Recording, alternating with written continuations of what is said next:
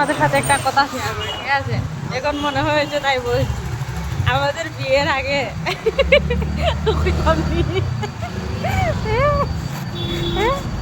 কইতাম নি।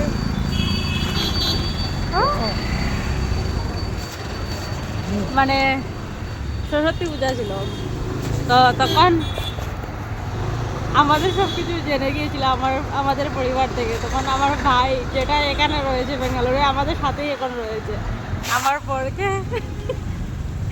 মারার জন্য প্ল্যান করেছিল।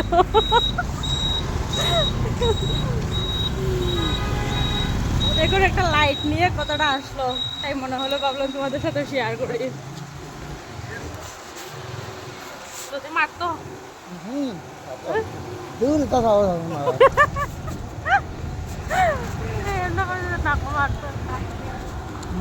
মশা একটা মারতা মানুষ মারবার